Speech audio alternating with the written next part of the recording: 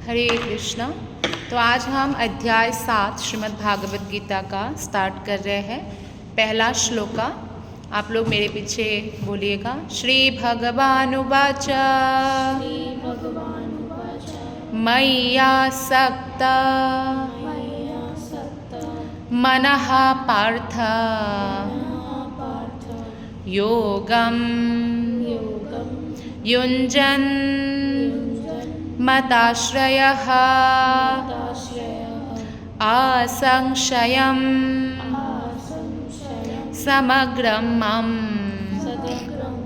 यथा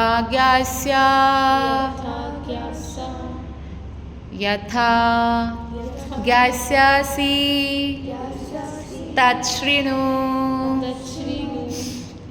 तो भगवान अर्जुन को कहते हैं कि तच्छृणु मतलब सुनो। अनुवाद और तात्पर्य श्रील प्रभुपाद के द्वारा। श्रील प्रभुपाद की जय। श्री भगवान ने कहा, हे पृथापुत्र, अब सुनो कि तुम किस तरह मेरी भावना से पूर्ण होकर और मन को मुझ में आसक्त करके योगाभ्यास करते हुए मुझे पूर्णतया संशय रहित जान सकते हो। तो ये जो 7वां अध्याय है, अब हम भक्ति योग में प्रवेश कर चुके हैं। 7, 8, 9, 10, 11, 12 ये 6 अध्याय भक्ति योग के ऊपर है। और भक्ति योग को भगवान ने भागवत गीता के बीचों बीच में छुपाया है। इधर 6 अध्याय, इधर 6 अध्याय, बीच में भक्ति योग, क्योंकि बहुत ही मूल्यवान वस्तु ना हम छुपा के रखते हैं बीच में। तो इस तरह से है। तो अब हमें कृष्ण बोलेंगे कि किस तरह कृष्ण भावना से पूर्ण होकर हम भगवान को जान सकते हैं। तो भगवान कहते हैं कि अर्जुन कृष्ण के बहुत प्रिय भक्त है, तो इसलिए ये गुह्य ज्ञान जो है कृष्ण अर्जुन को ये बताएंगे। और भगवान ने ये भी बताया कि ये जो है दिव्य ज्ञान है। दिव्य ज्ञान मतलब आत्मा का विज्ञान है, परमात्मा का विज्ञान है, ये भौतिक जगत का चीज़ नहीं है। भगवान कहते हैं मनुष्यानां सहस्रेषु, मतलब कई हजार मनुष्यों में कोई एक सिद्धि के लिए प्रयत्नशील होता है, और ऐसे बहुत सारे सिद्धि प्राप्त करने वाले व्यक्तियों में से कोई एक जन भगवान कृष्ण के प्रति आकृष्ट होते हैं। तो इसलिए अगर आप भगवान के प्रति आकृष्ट हैं तो इसका मतलब विरल है ऐसे व्यक्ति जो कृष्ण के प्रति आकृष्ट होते हैं। क्योंकि जैसे मान लो कोई एक पंडित का घर में एक भक्त गए, शुद्ध भक्त, और बताया, पति पत्नी दोनों को कथा कहा, भगवान कृष्ण के नाम के बारे में बताया, और बोला कि आप लोग भक्ति कीजिए तो आप भगवत धाम प्राप्त करेंगे, ऐसा शास्त्रों में बताया गया है। तो पत्नी ने तो उसी दिन से ही हरे कृष्ण महामंत्र जप चालू कर दिया, पर पति पंडित था तो सोचा पहले शास्त्र पढ़ूंगा, अगर मुझे मिला तभी चालू करूंगा। अब शास्त्र तो इतने सारे हैं, टाइम कंज्यूमिंग है, उनको सालों साल लग गया भक्ति में आने के लिए, लेकिन पत्नी सरल थी तो उसी दिन से शुरू किया, उनका टाइम बर्बाद नहीं हुआ। तो इस अध्याय में भगवान आगे कहते हैं भूमिरापो नलो वायु खम मनो बुद्धिरेव च, मतलब पृथ्वी, जल, अग्नि, वायु, आकाश, ये जो 5 तत्व है ना, जिसको पंच तत्व कहते हैं, इससे हमारा ये शरीर बना है जो हमें दिखता है। और जो नहीं दिखता है, जो सॉफ्टवेयर है, वो बाकी 3 चीज़ से बना है, मन, बुद्धि, अहंकार। सूक्ष्म शरीर बना है हमारा, यानी सॉफ्टवेयर, जो हमारी इस शरीर को भी चलाने में मदद करते हैं। लेकिन यहाँ पे इस अध्याय, इस श्लोक के तात्पर्य में श्रील प्रभुपाद जी बताते हैं विष्णुस्तु त्रीणि रूपाणि पुरुषाख्यान्यथो विदुः एकम तु महता सृष्टि द्वितीयम त्वन्द संस्थितम। ये 7वें तंत्र में, हमारे वेदोपनिषद पुराणों में हमें पता चलता है कि भगवान कृष्ण 3 विष्णु का रूप धारण करते हैं। 3 विष्णु का नाम इस प्रकार है, महाविष्णु या कारंदकशाय विष्णु, गर्भोदकशाय विष्णु, क्षीरोदकशाय विष्णु। इन तीनों विष्णु को जो जानते हैं ना, उनको बार बार जन्म नहीं लेना पड़ता, ऐसे बताया गया है। अर्थात महाविष्णु की श्वास जब छोड़ते हैं ना, अनंत ब्रह्मांड की सृष्टि होती है, और उन अनंत ब्रह्मांडों में गर्भोदकशाय विष्णु प्रवेश कर जाते हैं, है ना। क्योंकि गर्भोदकशाय विष्णु के प्रवेश के बिना वो ब्रह्मांड का कोई काम नहीं हो सकता। उनके नाभि कमल से ब्रह्मा की सृष्टि होती है। और जब सारे आत्माएं उस ब्रह्मांड में प्रविष्ट होते हैं तो उन आत्माओं के अंदर परमात्मा के रूप में तीसरा विष्णु प्रवेश करते हैं, क्षीरोदकशायी विष्णु। तो ये 3 विष्णु आपको संक्षेप में जानना चाहिए। तो इसको जानने वाले बार बार जन्म नहीं लेते हैं। भगवान की अपरा शक्ति का मतलब है जो मटेरियल है ना, और स्पिरिचुअल क्या है, पराशक्ति से। आत्मा है, पराशक्ति है, ठीक है। तो इसलिए जीवात्मा जो है श्रेष्ठ है, मन से, बुद्धि से, अहंकार से, ये हमारा शरीर से हम लोग श्रेष्ठ है।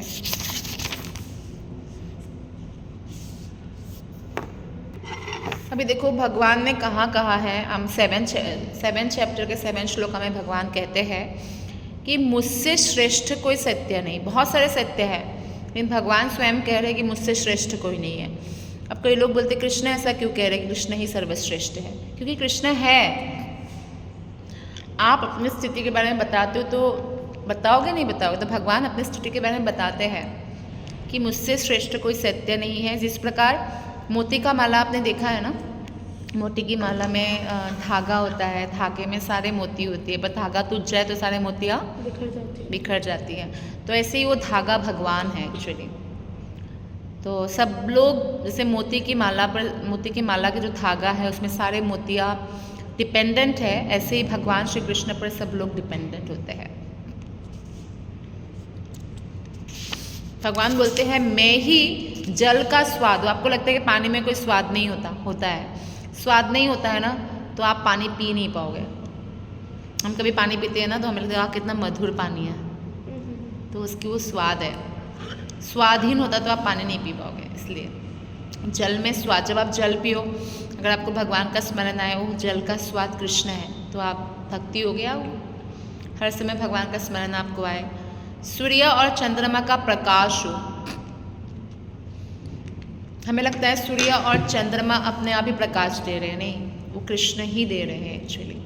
कृष्ण के शरीर से निकला हुआ जो ब्रह्म ज्योति है, उस ब्रह्म ज्योति से सूर्य को प्रकाश मिलता है और सूर्य से चंद्र को मिलता है।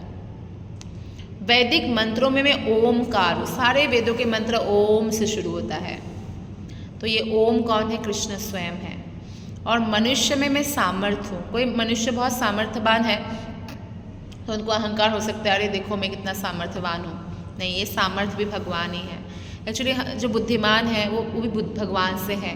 तो इसलिए जो भक्ति में आगे बढ़ते हैं ना, वो बहुत विनम्र बनते हैं, उनको अहंकार नहीं होता है। और ये एक अच्छे लीडर की पहचान होता है कि वो विनम्रता। या पृथ्वी का जो सुगंध है, जब बारिश होती है तो आपको एक पृथ्वी का सुगंध आता है। अग्नि का जो गर्माहट है, ये सब भगवान को प्रतिनिधित्व करते हैं। भगवान कहते हैं बीजम माम सर्वभूतानाम। अर्जुन ये जान लो कि मैं ही समस्त जीवों का आदि बीज हूँ। मतलब सब मेरे ही संतान हैं, सब मेरे ही अंश हैं। तो हम भगवान का अंश, तो हमारे ये कर्तव्य है कि हम भगवान की सेवा करें।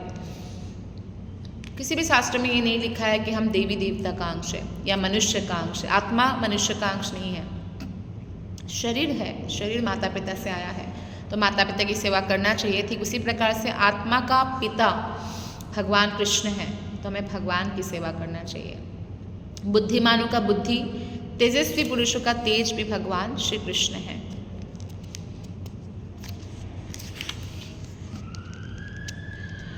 तो भगवान एक श्लोक बोलते हैं, महत्वपूर्ण श्लोक है ये। देवी हेषा गुणमयी मम माया दुरत्यया मामेव ये प्रपद्यन्ते माया में ताम तरन्ति ते। प्रकृति के 3 गुणों वाली इस मेरी देवी शक्ति को पार करना कठिन है। लोग सोचे भक्ति नहीं करेंगे और हम भगवान की जो ये 3 गुणों वाली शक्ति है उनको पार कर जाएंगे। नहीं, कठिन है, नहीं कर पाएंगे। किंतु जो मेरे शरणागत हो जाते हैं वो सरलता से पार कर जाते हैं। कैसे? जैसे आपने गाय के बछड़े जो होते हैं, वो जो मिट्टी में पाँव डालते हैं तो छोटे छोटे ऐसे गोखूर होता है ना, उसमें पानी जमा हो जाता है बारिश के मौसम में, तो उसको आपको बोले क्रॉस करो तो कोई मुसीबत है, मुश्किल है। तो ये संसार भव सागर है, ऐसे तो समुद्र है बाकी लोगों के लिए, पार नहीं कर सकते। आप कितने भी अच्छे स्विमर बनो, आप समुद्र को पार नहीं कर सकते। वैसे ही कोई कितना ही प्रयास करे, भवसागर से उद्धार नहीं हो सकता है, लेकिन भगवान की भक्ति करने से वो बहुत आसानी से पार कर जाते हैं। अच्छा, 15वां और 16वां श्लोक का इसलिए इम्पोर्टेंट है, इसमें भगवान चार लोगों के बारे में बताते हैं।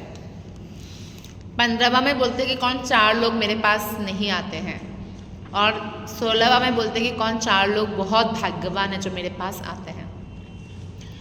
15वां में बोलते हैं जो निपट मूर्ख है, दूसरा जो मनुष्य में अधम है, तीसरा जिसका ज्ञान माया द्वारा हर लिया गया है, तथा जो असुरों की नास्तिक प्रकृति को धारण करने वाला, ये चारों भगवान के पास नहीं आते हैं। पहला तो मूर्ख है, क्योंकि वो मेहनत करता रहता है पशु की तरह, जैसे गधा है, सुबह से मेहनत करता रहता है और शाम को उसको थोड़ा सा कुछ खाने को मिलेगा, बस पूरा दिन मेहनत करेगा, पता नहीं उसके लाइफ का क्या उद्देश्य है, क्योंकि पशु है। तो मनुष्य में भी ऐसे गधे जैसे लोग होते हैं, इतना मेहनत करते रहेंगे, ब्रेकफास्ट करने का समय नहीं, डिनर करने का समय नहीं, लंच करने का समय नहीं, तो किसके लिए कमा रहे हैं वो पता नहीं, और भगवान की भक्ति भी नहीं करते, क्योंकि वो बोलेंगे नहीं हम बहुत बिजी है, हम भगवान की भक्ति नहीं कर सकते। फिर ऐसे ही जन्म जन्मांतर तक वो स्वामी का मार खाते रहना पड़ेगा। स्वामी मतलब बॉस का टॉर्चर झेलते रहना पड़ेगा, भक्ति नहीं करेंगे तो। दूसरे प्रकार का है नराधम, अर्थात मनुष्य में जो सबसे निम्न लोग है, असंस्कृत, जो अनसिविलाइज्ड लोग है, तो उनको बोलते हैं, तो वो भी भगवान के पास नहीं जाते हैं, जिसमें संस्कार नहीं होता है। और तीसरे प्रकार के लोग हैं माया अपहरित ज्ञान, माया के द्वारा जिसका ज्ञान अपहरण कर दिया गया है, वो इतने बड़े बड़े दार्शनिक बनेंगे, कवि बनेंगे, साहित्यकार बनेंगे, वैज्ञानिक बनेंगे और बोलेंगे भगवान नहीं है, और तर्क करते रहेंगे। उसका भी नाम भगवान ने यहाँ पे लिया है कि माया द्वारा उनका बुद्धि नष्ट हो चुका है। और चौथा है जो नास्तिक प्रकृति के हैं, जो भगवान को नहीं मानते हैं। तो ये 4 लोग नहीं जाते भगवान के पास, आप कितना भी उनको समझाओ नहीं जाएंगे, क्योंकि भगवान ने कहा है इसमें भगवत गीता में 4 लोग भगवान के पास जाते हैं। 4 लोग कौन नहीं जाते हैं? 4 लोग हैं मूर्ख, नराधम, मूर्ख मतलब वो है जो मेहनत करता रहता है और भगवान की भक्ति नहीं करते हैं। नराधम मतलब जो असंस्कृत है, सिविलाइज्ड नहीं है। और माया अपहरिता मतलब ऐसे तो बड़े वैज्ञानिक हैं, बड़े साहित्यिक हैं, बड़े दार्शनिक हैं, पर भगवान की भक्ति नहीं करते हैं, वो सोचते हैं कि हम ही बहुत पंडित हैं। और चौथा है नास्तिक लोग, ठीक है। अब 4 प्रकार के लोग भगवान के पास जाते हैं, तो ये है, भगवान कहते हैं चतुर्विधा भजन्ते माम जनः सुकृति नोर्जुन आर्तो जिज्ञासुरर्थार्थी ज्ञानी च भरतर्षभ। आर्त दुख में, कई बार लोग बोलते हैं ना आप भगवान की भक्ति कर रहे हो, क्या दुख आया था आपके जीवन में, क्योंकि बहुत लोग दुख में भगवान के पास जाते हैं और भक्त बन जाते हैं। तो भगवान बोलते हैं वो भी सौभाग्यशाली है, क्योंकि दुख में पड़कर वो किसी और के पास नहीं गया, मेरे पास आया, तो मैं उसका दुख दूर कर दूंगा, वो मेरा भक्त बन जाता है। तो आर्त बोलते हैं उसको, आर्त, ठीक है। अर्थार्थी, पैसों के लिए भी, बहुत सारे बिजनेसमैन हैं, बिजनेस में घाटा हो गया तो भगवान को ही अपना पार्टनर बना लेते हैं, भगवान से मांगने जाते हैं, भगवान को प्रार्थना करते हैं कि हमारा बिजनेस अच्छा चले। तो पैसों के लिए भी वो दूसरों के पास ना जाकर या दूसरे लोगों से थक हार कर कृष्ण के पास जाते हैं और फिर भक्त बन जाते हैं। तो वो हो गए। तीसरा है जिज्ञासु। हम लोग अच्छे घर में पैदा हुए, कुछ लोग फुटपाथ में क्यों पैदा हुए, कुछ लोग सुंदर है, कुछ लोग क्यों नहीं है, कुछ लोग अच्छा गा सकते, कुछ लोग नहीं गा, सब लोग डिफ्रेंशिएशन क्यों है। कोई अमेरिका में जन्म लेते हैं तो कोई भारत में जन्म लेते हैं, हम कहाँ से आए, आत्मा क्या होता है, तो ये सब जो उनको जिज्ञासा होता है ना, इसलिए भी वो भगवान के पास जाते हैं, भगवान के शास्त्र पढ़ते हैं। तो और चौथा है ज्ञानी, जिसको ज्ञान हो चुका है, वासुदेव सर्वमिति, वासुदेव कृष्ण ही सब कुछ है, वो भी भगवान के पास जाते हैं। तो ये 4 प्रकार के हैं। पर जो 4 प्रकार में सबसे श्रेष्ठ अगर कौन है आपको पूछा जाए तो पता है कौन है? आपको क्या लगता है कौन है? दुख में पड़कर गया, पैसों के लिए गया, जिज्ञासा के लिए गया, ज्ञान अर्जन करके गया, ज्ञान वाला, क्योंकि उनको ऑलरेडी ज्ञान हो चुका है, बाकी लोगों को अभी नहीं हुआ है, तो इसीलिए वो निस्वार्थ भाव से भक्ति कर सकता है। तो भगवान कहते हैं इनमें से जो परम ज्ञानी है और शुद्ध भक्ति में लगा रहता है वो सबसे श्रेष्ठ है, क्योंकि मैं उससे अत्यंत प्रिय हूँ और वो मुझे प्रिय है। तो भगवान एक बहुत सुंदर श्लोक बोलते हैं, आप मेरे पीछे बोलिएगा। बहुनाम जन्मनामन्ते ज्ञाना वान्मम प्रपद्यते वासुदेवः सर्वमिति स महात्मा सुदुर्लभः। अनेक जन्म जन्मांतर के बाद जिसको सचमुच ज्ञान होता है वो मुझको सभी कारणों का कारण जानकर मेरे पास आते हैं, और ऐसा महात्मा सुदुर्लभ मतलब अत्यंत दुर्लभ है। यानी आपको लग रहा है ना कि अब आप लोग जो स्टूडेंट लाइफ में हैं और एक दूसरे के साथ बैठे हुए हैं, पर आप उन दुर्लभ महात्मा में से हो कि आप कृष्ण भक्ति में आना चाहते हो। यानी पूर्व जन्म में आपने करके आए हैं, आप ज्ञान का कार्य करके आए हैं। कोई भी भगवान के प्रति ऐसे ही आकर्षित नहीं होते हैं पुण्यात्मा हुए बिना, उनका पुण्य जागृत होना पड़ता है, पाप का क्षय होना पड़ता है। अच्छा, इसमें नेक्स्ट श्लोका बहुत इंपॉर्टेंट है, क्योंकि इससे हमें बहुत सारी चीज़ें क्लियर हो जाएगी। 20वां श्लोका 20 श्लोका भगवान कहते हैं, कामेस्ते स्थिर ज्ञाना प्रपद्यन्ते अन्य देवता। जिसकी बुद्धि भौतिक इच्छाओं द्वारा मारी गई है वे देवताओं के शरण में जाते हैं। वे अपने अपने स्वभाव के अनुसार जो जो चाहिए विधि विधानों का पालन करते हैं और देवता से प्राप्त करते हैं। तो आप देखेंगे भगवत गीता में कई लोग आपको प्रश्न करेंगे कि आप कृष्ण की भक्ति ही क्यों करते हो, देवता की क्यों नहीं करते हो? क्योंकि कृष्ण ने ही बोला कि मेरा अनन्य भक्ति करो। सारे देवता मुझसे अनुमति लेकर ही आपको वरदान दे रहे हैं, ठीक है। सारे देवता मुझसे ही शक्ति प्राप्त कर रहे हैं, तो आप डायरेक्ट मेरी सेवा करो, सारे देवता भी प्रसन्न हो जाएंगे, और 100% देवता लोग प्रसन्न होते हैं। तो भगवान यही कहते हैं कि भौतिक इच्छाओं के कारण लोग देवताओं के शरण में जाते हैं, क्योंकि देवता लोगों का धर्म है कि लोगों का वो इच्छा पूर्ति करे। तो करते भी है, आप विधि विधान से करोगे तो आपकी भौतिक इच्छा पूर्ण होगा। भगवान कहते हैं कि मैं प्रत्येक जीव के हृदय में परमात्मा रूप से स्थित हूँ, मैं सब जानता हूँ कि इसके हृदय में क्या चल रहा है।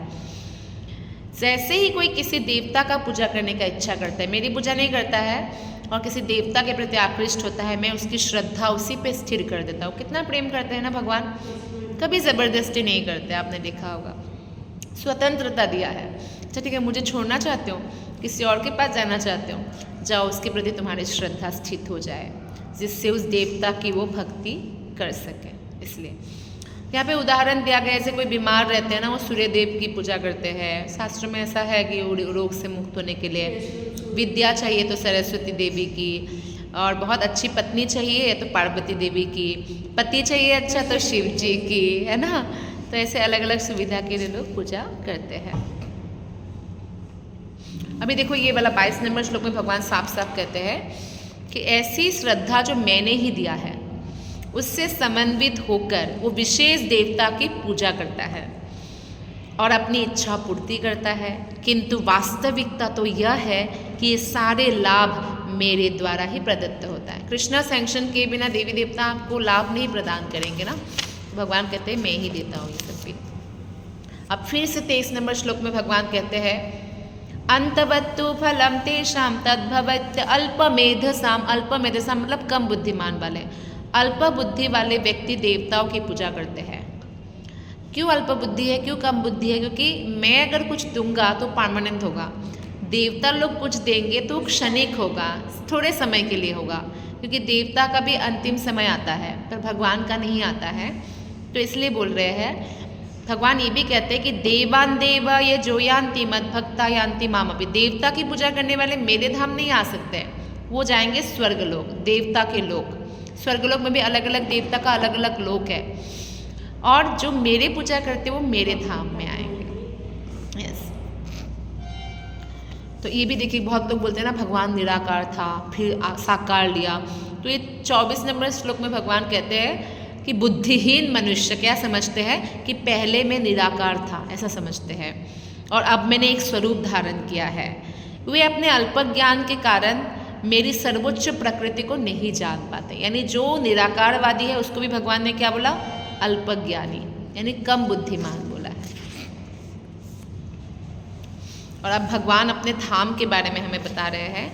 नाहम प्रकाश सर्वस्य योग माया समावृतः मूढ़ोऽयं नाभिजानाति लोकमामाजमव्ययम्।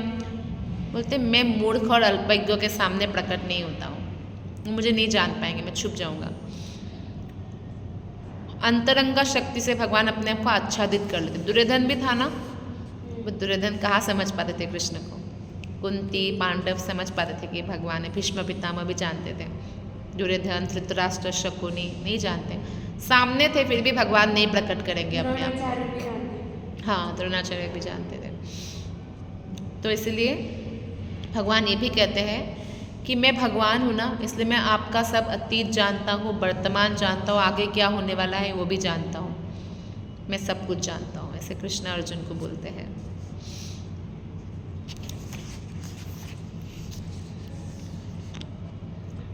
तो कौन संकल्प पूर्वक भगवान की भक्ति कर सकते हैं, वो 28वें श्लोक में भगवान कहते हैं कि जिन मनुष्य ने पूर्व जन्म में तथा इस जन्म में पुण्य कर्म किए हैं।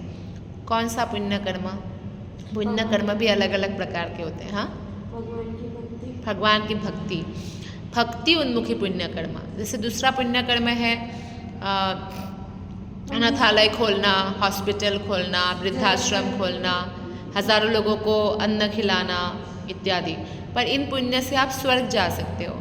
भगवान की भक्ति पाने के लिए आपको भक्ति उन्मुखी पुण्य करना पड़ेगा। जैसे अभी आप कर रहे हो, जैसे भगवत गीता श्रवण कर रहे हो, ये भक्ति उन्मुखी पुण्य है। आप प्रसाद पाओगे, ये भक्ति उन्मुखी पुण्य है। आप मंदिर जाते हो कृष्ण के, आप हरिनाम का जप करते हो, ये सब भक्ति उन्मुखी पुण्य है। कृष्ण के लिए आप जो भी करते हो सारा, कृष्ण का स्मरण करते हो। मथुरा में रह के अब तक सिर्फ बिहारी जी 2 बार ही है। हाँ, लेकिन आप, क्योंकि भगवान की मर्जी है तभी मुझे बुलाया, वैसे तो लेकिन आप अगर हॉस्टल में भी हो तो हॉस्टल में जो आप भगवान के लिए करते हो वो भी भक्ति उन्मुखी पुण्य होगा। ठीक है, तो इस तरह से हम डेली हमें भक्ति उन्मुखी पुण्य करना चाहिए और इससे हमारा ना संकल्प पूर्वक भगवान की सेवा हम कर पाएंगे तब। नहीं तो डिटरमाइंड होना बहुत मुश्किल है ना, डिटर्मिनेशन नहीं आता है। तो आगे बोलते हैं भगवान कि जो जरा और मृत्यु से मुक्ति पाने के लिए यत्नशील रहते। जरा क्या होता है? बुढ़ापा। और मृत्यु आपको मालूम ही है। जो इससे मुक्ति चाहता है वे बुद्धिमान व्यक्ति मेरी भक्ति की शरण ग्रहण करते हैं और वास्तव में ब्रह्म है, आत्मस्थित हो जाते हैं। वो भगवान को जान सकते हैं। और जो मुझ परमेश्वर को मेरी पूर्ण चेतना में रहकर मुझे जगत का, देवताओं का तथा समस्त यज्ञ विधियों का नियामक जानते हैं, वे अपनी मृत्यु के समय भी मुझ भगवान को जान और समझ सकते हैं। अब देखो भगवान क्या करते हैं, मृत्यु के समय हमें प्रयाण काले जानना चाहिए, तब हम भगवत धाम जाएंगे। कौन जान पाते हैं भगवान? 7वें अध्याय के अंतिम श्लोक में 30वां श्लोक में आंसर करते हैं कि जो मुझे यानी कृष्ण को देवताओं का भी तथा समस्त यज्ञ विधियों का नियामक, कंट्रोलर, यानी देवताओं को भी भगवान कंट्रोल करते हैं। हमारे शास्त्रों में है कि कृष्ण की डर से ही टाइम से सूर्य उदय होता है, टाइम से सूर्यास्त होता है, चंद्रमा का भी, प्रकृति का भी, वायु का भी। तो समस्त देवता के बॉस है कृष्ण। सारे देवता भगवान के एडमिनिस्ट्रेटिव ऑफिसर है। तो जो इस बात को जानते हैं वो मृत्यु के समय भी भगवान को स्मरण कर पाते हैं।